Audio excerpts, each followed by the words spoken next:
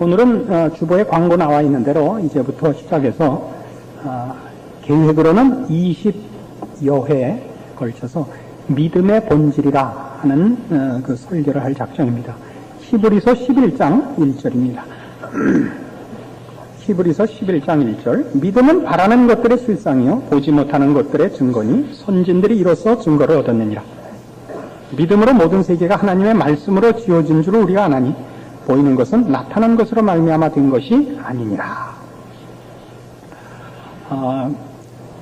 저는 언젠가 말씀드린 대로 믿는 가정에서 모태신앙으로 자라났습니다. 교회 안에서 컸고, 기억나는 최고의 먼 추억에도 그 기억 속에 신앙과 교회가 있었습니다. 중간에 믿으신 분들은 그 구원의 순간이 체험되고 또 그 믿기 전과 믿은 후에 그 구별이 분명하겠습니다만은 저희 같이 모태신앙으로 큰 사람들은 그런 일이 좀 적습니다. 기억나는 그 아득한 옛날부터 신앙인으로 있었다 이렇게밖에 기억이 안 됩니다. 그런데도 믿어오던 중간에 고등학교 1학년쯤부터 심각하게 이런 믿음에 관한 기독교 신앙에 대한 의문이 생기기 시작했습니다. 그래서 제 평생에 가장 크게 관심을 가지고 집중적으로 생각하며 연구한 주제가 있다면 그게 믿음입니다. 여러분 믿음이라 그러면 기독교 신앙에서 제일 많이 쓰는 것입니다만은 제가 이 믿음에 대해서 의문을 가진 것은 대표적으로 이런 겁니다. 아브라함은 100세에 얻은 아들도 하나님이 바치라 하자 바치지 않았습니까? 우리 쉽게 아브라함의 믿음을 봐라 그러지만 제가 가졌던 의문은 어떻게 하면 그런 믿음이 생기는가 하는 것이었습니다. 누가 그런 믿음을 안 갖고 싶겠습니까? 아브라함 같은 믿음을 갖고 싶은데 그게 하늘로부터 떨어지는 선물이냐? 아니면 어떤 방법으로 연습하고 노력해서 얻어지는 것이냐? 이게 큰 숙제였단 말입니다. 그러니까 몇 가지 우리가 질문을 제기한다면 믿음은 선물이냐? 책임이냐? 그죠? 어느 부분까지는 그러면 선물이고 어느 부분부터는 책임이냐? 이런 거 어렵지 않습니까? 그래서 이게 저한테는 전 평생에 걸친, 아직 얼마나 더 살지 모르는데 평생이라면 좀 우스울지 모르겠습니다만 저한테 큰 하나의 숙제거리였습니다. 그걸 여러분 잘 아시는 제가 하나님의 열심이라 하는 책에서 쓴 아브라함의 믿음을 풀면서 한 고비를 넘겼고 이제 요 근자에 와서 이 믿음에 관하여 드디어 믿음의 어떤 부분이 선물이며 어떤 부분이 책임인가 하는 것들에 대하여 하나님이 이제 깨우쳐 주셔서 이 설교를 드디어 하게 됐습니다. 참 저로서는 상당히 마음의 감회가 다르고 마음에 이런 생각이 있습니다. 이 설교 다 할 때까지는 하나님 죽이지 말아 주십시오. 그런 마음이 있습니다. 하나님이 죽이시겠습니까만은 말하자면 요건 다 해야 내가 내 책임을 한다. 그런 마음이 있고 뒤집어 얘기하면 요거 끝나면 확 죽을지도 모른다. 그런 마음도 있습니다. 전 저 할 일 다 했기 때문에 그렇다. 이런 마음이 있습니다. 이걸 하면 저는 제 역할은 다 하는 것이고 그 다음에 혹 기회가 더 주어진다면 그 다음부터는 보너스라 이렇게 생각하고 있습니다. 그렇게 저로서는 깊은 애정을 가지고 또 열심을 가지고 그리고 자랑을 가지고 나누고 싶은 내용입니다. 믿음이라는 것은 말이죠. 우리 지금 첫 부분에서 하는 것은 믿음이란 무엇인가 하는 것입니다. 이제 몇 주에 걸쳐서 이 부분을 할 겁니다. 믿음이란 무엇인가? 그 다음에 믿음은 어떻게 생기는가? 믿음은 어떻게 자라나는가? 또 좋은 믿음은 어떤 것인가? 또 혹은 잘못된 믿음은 어떤 것인가? 이런 주제들을 가지고 전체를 설명할 것입니다. 기독교 대백과사전에 의하면 정의가 이렇게 되어 있습니다. 참 정의를 잘 내려놨습니다. 보세요. 신앙이라고도 하고 혹은 믿음이라고도 하는 것.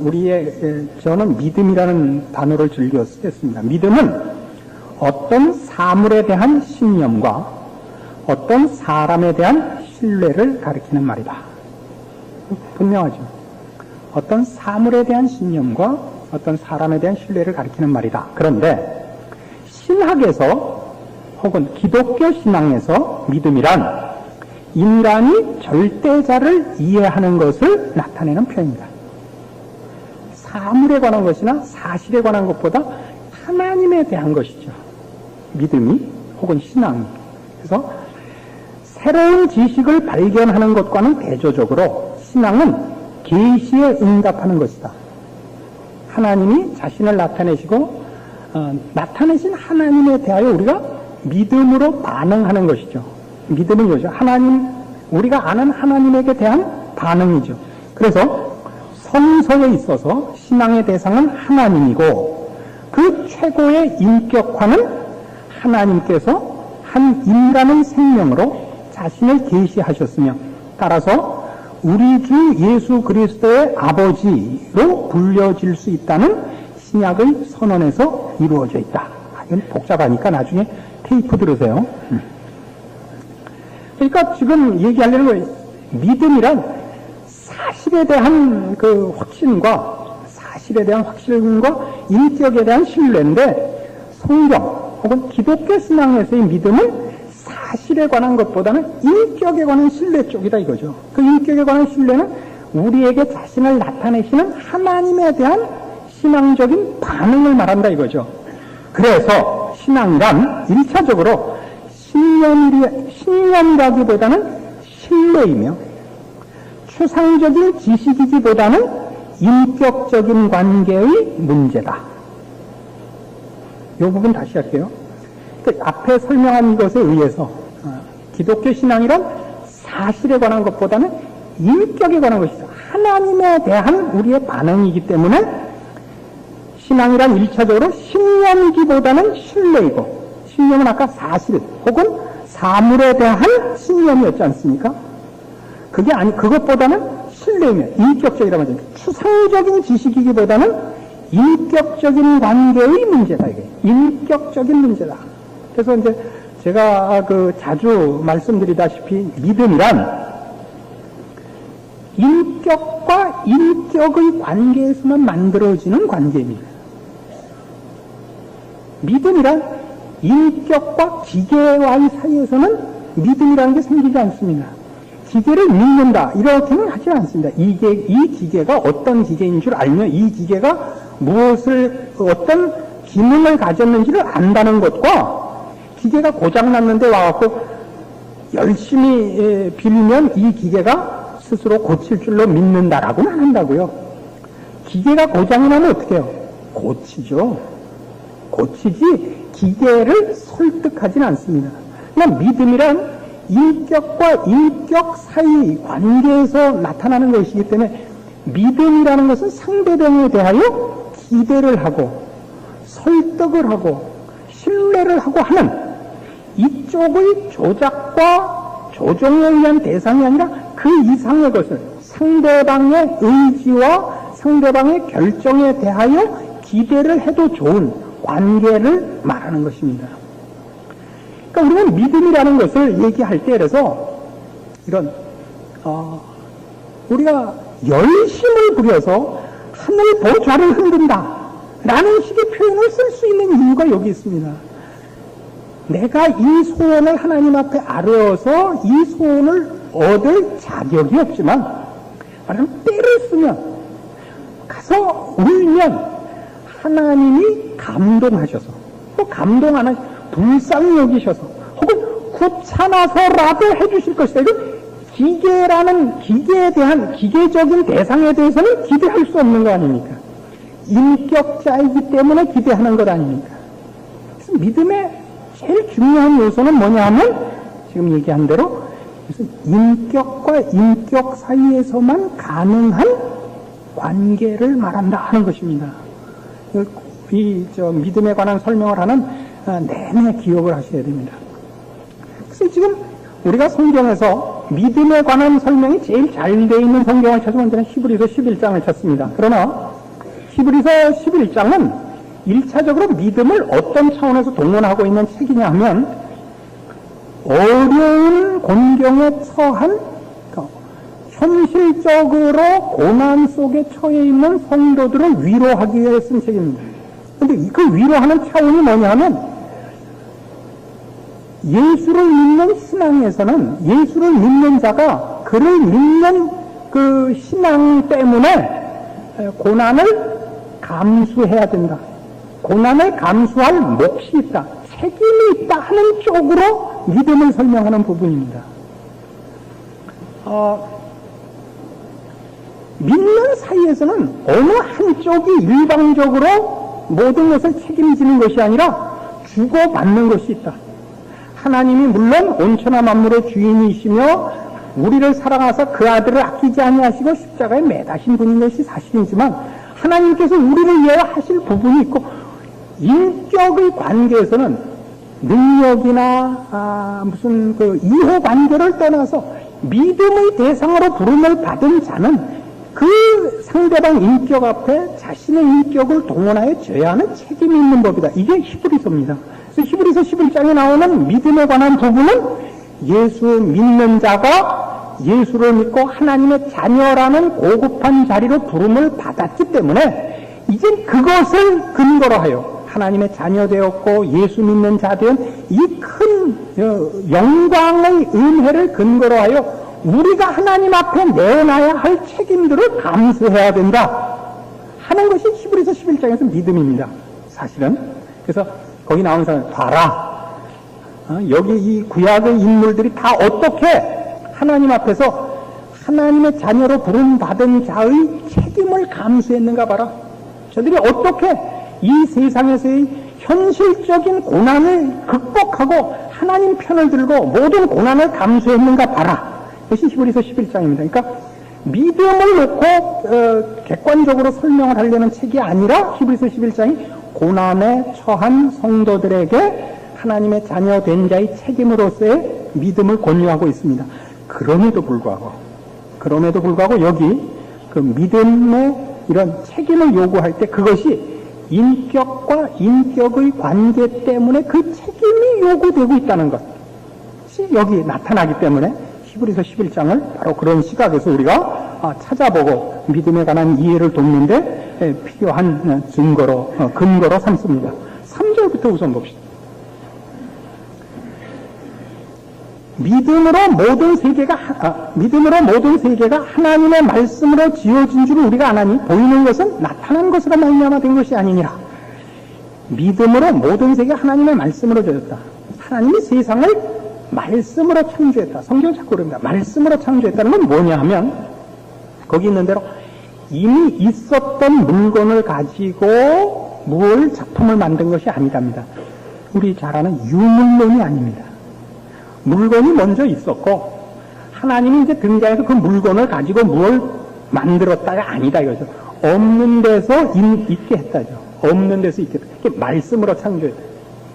그러나 여기 무에서 유를 창조했다는 한 표현으로 하나님이 말씀으로 천지를 창조했다와 함께 이 말씀으로 창조했다는 말 속에 뭐가 있냐면 이 창조주가 인격자다 그겁니다. 말이라는 건 말이죠. 말이라는 건 어느 인격에게 설명하는 방법 아닙니까? 말이라는 거는 그 자동문 같은 거 말이죠. 앞에 와서 이렇게 쓰면 문이 열리죠. 그럼 그게 인격자가 아니라도 물건을 앞에 갖다 놔도 열리죠. 강아지가 와도 열리죠. 하나님은 세상을 그렇게 만들지 않았다. 말씀으로 만들었다는 말은 말씀을 하시는 분이다죠. 하나님이 말씀을 하신다. 무슨 결과를 만드는데 말씀을 하시는 분이다. 말씀을 한다는 것은 말씀이라는 것은 인격자에게 하는 하나의 커뮤니케이션이고 그런 거를 그러니까 발언하시는 이도 인격자다 이거죠. 말씀으로 천지를 창조했다는 하나님이 어떤 분이냐에 관한 것입니다. 뒤로 가면 이제 이게 굉장히 중요한 문제가 됩니다. 우리는 하나님을 보통은 하나의 법칙이나 하나의 힘으로 무인격적인 개념, 법칙, 질서, 힘 이런 것으로 생각을 하는 때가 많습니다. 특히 성령론을 논할 때 사람들은 이 성령 하나님을 인격적 존재로 자꾸 놓치고 내가 후들어오는 물건으로 혹은 무슨 힘으로 어떤 원칙으로 자꾸 삼아서 조작을 하려고 그래요. 자꾸 성령 하나님을. 조작을 해서 성령의 무슨 은사를 받아내려고 그래요. 무슨 단추를 눌러서 물건이 떨어지게 하려고 그런다고요. 이것들은 다 이 말씀을 오해한 것입니다. 하나님께서 말씀으로 천지를 창조했다는 말이 갖는 뜻을 1차적으로 놓치는 것이죠. 근데 이 얘기는 무슨 끝에 나오냐면 11장 1절 믿음에 대한 정의를 돕기 위해서 나온 거죠. 뭐냐? 믿음은 바라는 것들의 실상이요. 보지 못하는 것들의 증거다 이겁니다. 믿음은 바라는 것들의 실상이요. 보지 못하는 것들의 증거다 이거예요. 믿음이란. 우리는 믿음을 이렇게 하죠. 자기가 소원하고 자기가 기대하는 것에 대한 자기 암시죠. 될 줄로 믿습니다. 되기를 바랍니다. 됐으면 좋겠습니다를 믿음을 동원했을 때는 된 것으로 자기한테 암시를 건다고요. 이런 걸 믿음이라 그러는 것이 아닙니다. 믿음이 바라는 것들의 실상이요. 보지 못하는 것들의 증거라는 것은 우리 지금 3절에 있는 세계가 하나님의 말씀으로 지어졌다 하는 것과 함께 손을 잡아서 뭐가 되냐면 모든 결과는 이 인격자이신 하나님의 뜻과 의지에 의해서 결과된 것이라 하는 말입니다. 그러니까 믿음이 바라는 것들의 실상인 것은 내가 말하자면 무슨 좋은 집을 갖기를 원한다, 좋은 건강을 갖기를 원한다를 그것이 나타나야 우리는 확인하는 거 아닙니까? 내가 좋은 건강을 갖기를 원했고 무슨 좋은 집을 갖기를 원했으면 우리가 만족하는 것은 우리가 그것이 사실이라는 것을 확인하는 것은 그 결과가 이루어져야 되는 것이지만 우리 기독교 신앙에서 믿음이 하나님을 향하여 가지게 된 것 때문에 그 하나님이 나를 향하여 은혜 베풀기를 원하시며 나를 사랑하시며 내 뜻을 크게 받으시며 전능하신 하나님이라는 것을 확인할 때 이 하나님이 오케이 하면 그게 오케이인 것입니다. 결과인 것입니다. 시간과 장소는 훗날 될지 몰라도 이분이 그렇게 하겠다 그러면 그게 곧 되는 거지요. 이 말 이해하세요? 왜 믿음이 바라는 것들의 실상이며 보이지 않는 것을 보지 못하는 것들의 증거가 되느냐 하면 말씀으로 세상을 창조하시는 이 하나님, 전능하신 하나님, 의로우신 하나님, 자비로우신 이 하나님이 이분이 작정하시고 이분이 그렇게 의도하시면 그게 결과가 되는 것입니다. 그러니까 우리가 어떤 결과에 대해서 확인하는 것은 결과가 됐을 때 확인하는 것이 가장 확실합니다만 그 전에라도 이 하나님이 어떤 하나님인가를 알고 이 하나님이 무엇을 하시려는가를 알면 이것이 된 것을 이 속에서 보는 겁니다. 믿음으로 보는 건다는 건 믿음이라는 안경을 보는 게 아니라 믿음이 누구를 우리에게 실어오느냐 이 하나님이 누구신가를 알게 함으로 이 하나님이 어떤 분이며 무엇을 하시기를 원하시며 어떻게 하시려고 하는가를 인해서 그 결과들을 이분 안에서 다 보는 거지. 이분 안에서. 에베소서 1장에 가면요 사도 바울은 우리의 구원을 논할 때 이 방법을 씁니다. 에베소서 1장 한 10년 있다 하는 건데 그랬나 알아들어야 무슨 설교를 하든지 말든지 도무지 그냥 성가대원들은 성가만 하면 졸고 그러기 없어요. 자기 임무가 끝난 줄로 아는 분이 많아요. 에베소서 1장 3절 찬송하리로다 하나님 곧 우리 주 예수 그리스도의 아버지께서 그리스도 안에서 하늘에 속한 모든 신령한 복으로 우리에게 복 주시되 곧 창세전에 그리스도 안에서 우리를 택하사 우리를 사랑 안에서 그 앞에 거룩하고 흠이 없게 하시려고 그 기쁘신 뜻대로 우리를 예정하사 예수 그리스도로 말미암아 자기 아들들이 되게 하셨으니 이는 그의 사랑하시는 자 안에서 우리에게 거저 주시는 바 그의 은혜의 영광을 찬미하게 하려는 것이다. 그래요. 자, 구원은 뒤에 이제 이 부분을 또 자세히 설명할 날이 옵니다만은 구원은 언제 이루어지는 거예요? 언제? 우리가 예수를 믿은 날. 그렇죠. 내가 예수를 믿기로 한 날. 그러나 지금 사도 바울이 하는 얘기는 뭐냐면 우리가 예수를 믿게 된 것은 누구 탓이죠? 예수님이 우리를 위하여 십자가를 지셨기 때문입니다. 그럼 예수님이 십자가에서 우리 대신 죽은 날 우리가 구원 얻었습니까? 아니면 훗날 내가 개인의 자유의사로 나 오늘부터 예수 믿겠습니다. 한 날 믿는 겁니까? 갈라서 한번 싸움 해볼까요? 그리고 한번 생각을 해보죠. 물론 내가 믿기로 한 날 구원을 얻은 것입니다. 그러나 지금 사도 바울이 하고 싶은 얘기는 뭐냐 하면 네가 예수를 믿기로 작정한 것은 하나님이 그 아들을 보내어 우리 죄를 위하여 죽게 하시고 우리를 거듭나게 하사 하나님이 내 인생에 간섭해서 이 예수를 믿게 하신 탓이니라 그래요. 여기 은혜가 많이 개입되는 걸 보시죠. 이 부분은 나중에 다시 설명할 거니까 우리 해나가다가 구원에 관하여 믿음을 설명할 때 자세히 할 거예요. 오늘은 이 부분 설명 때문에 그래요. 그런데 예수님을 보내기로 한 것이 하나님이 이렇게 일하는 거 봐서 세상 돌아가는 거 봐서 한 것이 아니라 창세전에 준비한 거래요. 복잡한 얘기입니다만 하나님이 우리를 구원하기 위하여 그 아들을 이미 준비하고 계셨대요. 물론 우리 믿음의 조상, 우리 인류의 조상 아담이 타락하지 않았으면 다른 십자가를 지실 필요 없는 예수님의 다른 인도하심으로 완성이 됐을 겁니다. 우리가 타락하는 바람에 십자가를 지셨지만 또 큰 하나님의 계획 속에서는 어느 쪽이든 예수 그리스도가 필요했던 건 사실입니다.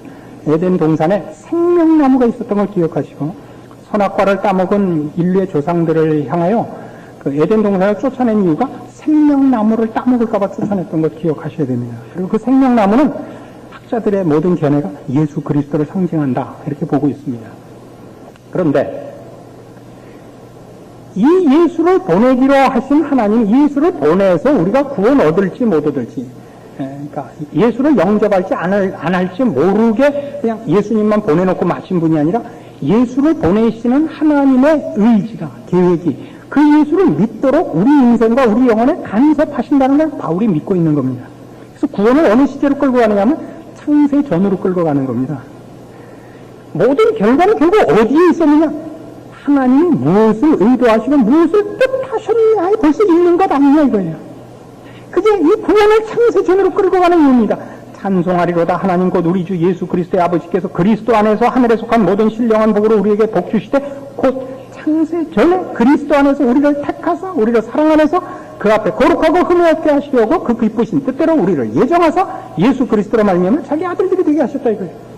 이거 어디로 끌고 간다고요? 창세전으로. 어디로? 하나님의 모든 일을 계획하시는 그 계획과 뜻과 목적을 끌고 가요. 하나님이 계획하시면 하나님은 시건치 아니하시니 변개치 아니하시니 영원한 분이시니 그 뜻이 바뀔 리가 없고 또 하나님의 뜻을 방해하는 힘이 없잖아요. 하나님을 꺾을 힘이 없잖아요. 그러니까 하나님의 속성으로나 하나님의 능력으로나 그분이 작정하신 게 곧 결과라 말이죠. 결과는 몇천 년 혹은 몇만 년이 흘러서 나왔는지 몰라도 그 세우신 분이 그 뜻을 가지고 그것이 결과라 말이죠. 이게 오늘 히브리서 11장 1절에서 하는 얘기예요. 믿음은 바라는 것들의 실상에 보지 못하는 것들의 증거라는 것은 이 모든 결과를 무엇에서 보냐? 하나님에게서 보는 거죠. 믿음이라는 것은 내가 가지는 어떤 무기, 내가 가지는 어떤 신비한 무슨 뭐라 그럴까요? 무슨 주문 같은 것, 마술 같은 거라는 뜻이 아니라 여기서 믿음을 등장시키는 것은 우리가 하나님 안에 있고 하나님의 뜻 안에 있고 하나님의 복주심 안에 있다는 그 차원에서 하나님을 믿는 자들에게는 믿음을 동원할 때 하나님을 신뢰하는 것이고 그 하나님 안에 뭐가 있어요? 우리의 소원에 대한 답과 우리에게 일어나야 될 모든 복과 하나님이 이루시려는 모든 거룩함과 의로움의 완성이 있죠. 그래서 하나님을 믿는 자, 그 백성이 된 자는 이미 그 안에서 다 보는 거예요. 뭐를 봐요? 바라는 것들과 보지 못하는 모든 걸 그분에게서 보는 거예요. 그분이 다 할 거예요. 어느 날 어느 시에 나 차 사준다고 돼 있어요? 이런 거 말고요. 이렇게 그런 식의 얘기를 하면 섭하죠. 알아들으신 겁니까? 별로 표정이 밝지 못하신데 그래서 사실 확인이 아니고 물질 확인이 아니고 인격 확인이란 말입니다. 여기서 말하는 믿음은 바라는 것들의 실상, 보지 못하는 것들의 증거는 사실과 결과의 확인이 아니고 인격 안에서의 확인을 말하는 것입니다. 이게 믿음입니다. 그러니까 믿음은 하나님을 제외해놓고 나 혼자 가진 열심이거나 소원이거나 본인만이 어떤 비법으로 갖고 있는 무슨 종교적인 무슨 주술 행위, 무슨 수정구술, 이렇게 생각해서 큰일 나는 겁니다. 굉장히 중요한 부분인데 고개를 끄덕이는 사람은 세 사람밖에 없고 미치겠어요. 그래서 욥기가 이렇게 끝나는 거예요. 욥기 42장. 하여튼 재밌어 죽겠는데 민숙기 권사님은 괜히 웃기만 하고 알아들은 것 같진 않고 미치겠네. 보면 다 알아요. 선생님은 다 알아요. 욥기 42장. 욥이 왜 이렇게 끝나나 보세요. 욥은 직사게 고생하고 끝에 하나님 왜 이렇게 됐습니까? 이렇게 됐습니까? 그런데 하나님이 나타나시고 무슨 얘기만 하죠? 너 내 우박 창고 봤냐? 너 내가 악어를 어떻게 힘줬는지 아냐? 하마의 힘이 어디? 이상한 소리만 하는데 욥은 그냥 까무러쳤죠. 42장 1절. 욥이 여호와께 대답하여 가로되 주께서는 무소불능하시오며 무슨 경영이든지 못 이루실 것이 없는 줄 아오니 무지한 말로 이치리를 가리우는 자가 누구니까? 내가 스스로 깨달을 수 없는 일을 말하였고 스스로 알 수 없고 헤아리기 어려운 일을 말하였나이다. 내가 말하겠사오니 주여 들으시고 내가 주께 묻겠사오니 주여 내게 알게 하옵소서.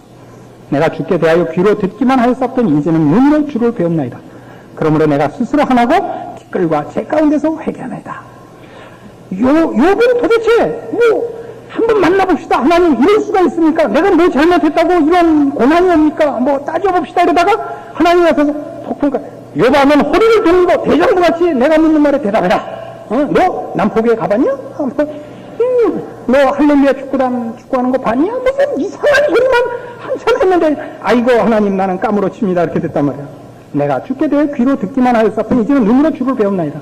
욥은 그 전에 하나님은 어떻게 생각했냐면 하나님은 질서, 법, 힘, 무정한 법칙으로 알고 있는 거예요. 하나님을. 내가 선하게 살고 죄한 집은 하나님이 인격자가 아닌 거예요. 개념이. 그 법칙상 화를 당할 리가 없다. 이렇게밖에 하나님이 모르는 거예요. 그의 신앙은 하나님의 인격적인 그 관계와 인격적 신뢰가 아니라 잘잘못에 관한 기준이고 그거에 관한 권위일 뿐이에요. 하나님이. 그래서 난 왜 잘못했습니까? 거기에 대해 하나님이 등장하셔서 하시는 얘기는 뭐냐면 이거예요. 나는 무정한 법, 개념이 아니라 나는 의지를 가지고 선과 의를 이루기 위하여 자연과 모든 생물의 인격이 개입하는 하나님이다 이겁니다. 그러니까 자연을 들어서 설명하는 거예요. 내 인생에 있어서 나는 심판관이고 무정한 법칙이 아니라 너를 복되게 하기 위하여 내 인격과 인생에 개입하는 아버지고 인도자고 복주시는 하나님이다. 이게 욥의 결론이에요. 욥이 까무러치고 아이고 하나님 제가 그걸 몰랐습니다. 저는 하나님에 대해서 이런 걸 몰랐어요. 저는 귀로 듣기만 했습니다. 이제 눈으로 봅니다. 하나님이 누구신지 이제 압니다. 맞습니다. 하나님은 모든 생물에게 복을 주시며 그 존재와 인생에 개입하셔서 의와 선과 그 복과 영광을 이루시는 분입니다. 그게 욥기의 결말인 것입니다. 믿음이 뭔지 아시겠습니까? 아까도 말씀드린 바같이 하나님을 빼놓고 믿음이라는 것을 따로 어떤 물건과 무슨 마술같이 갖고 계시면 안 됩니다. 모든 우리의 믿음은 하나님께로 가는 것이요. 하나님으로 묶이는 것이요. 그 믿음으로 말하면 하나님과 호흡하며 하나님과 대화하며 밀고 당기고 하셔야 되는 겁니다.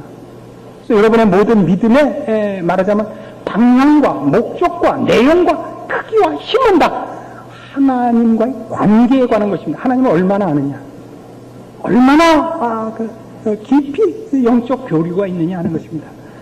영적 교류가 하니까 이렇게 신비롭게 가서 이렇게 비비 꼬고 있는 것을 얘기하는 게 아닙니다.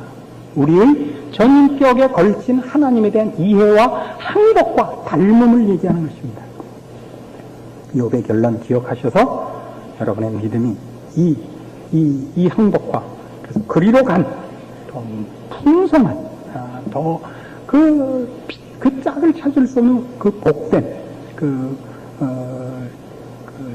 뭐라 그래요? 복을 그 믿음의